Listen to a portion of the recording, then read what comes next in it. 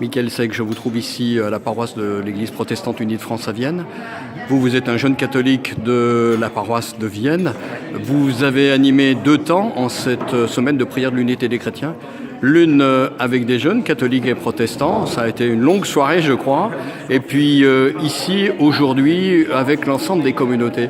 En quoi pour des jeunes aujourd'hui l'œcuménisme est quelque chose d'important? Parce qu'on sait qu'aujourd'hui l'œcuménisme, entre autres manifesté par Thésée ou d'autres lieux, c'est quelque chose qui, on pourrait dire, c'est des générations plus âgées. Alors les jeunes sont toujours attachés à l'unité des chrétiens?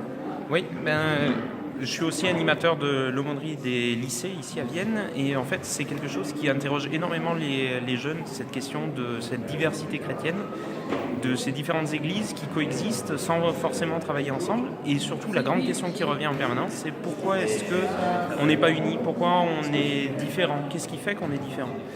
Et je pense que ça les intrigue énormément et ça invite en permanence à se poser cette question. Alors ils adorent aller à Thésée, non seulement pour l'aspect festif de Thésée, mais aussi justement pour cet aspect de rencontre, de possibilité de rencontrer des orthodoxes, des protestants, ce qu'ils n'ont pas toujours l'occasion de faire, ce dont ils ne se rendent pas forcément compte, qu'ils ont l'occasion de le vivre au quotidien.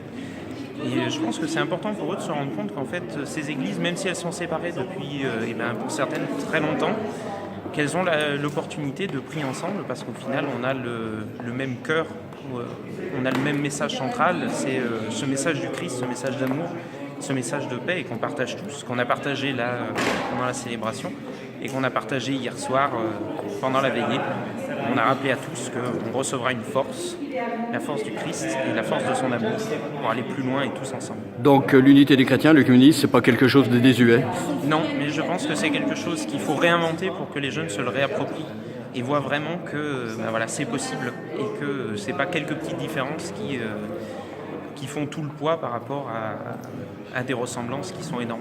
Est-ce que ça doit se vivre qu'un mois par an, la semaine de prière et le mois, ou est-ce que ça peut se vivre à d'autres moments dans l'année? Non, à mon avis, non.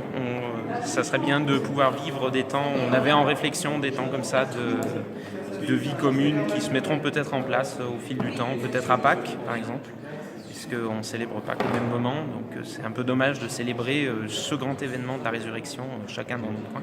On sait aussi qu'à Vienne, il y a un moment qui est important, c'est au moment du festival de jazz. Oui. Ça fait l'occasion d'un temps œcuménique de louange. Oui, c'est un temps pour se retrouver, et les gens, il n'y a qu'à voir la manière dont le lieu est rempli quand on organise. C'est un lieu de rencontre et c'est justement une occasion de voir qu'on est unis et qu'on peut profiter des mêmes choses qui sont belles ensemble.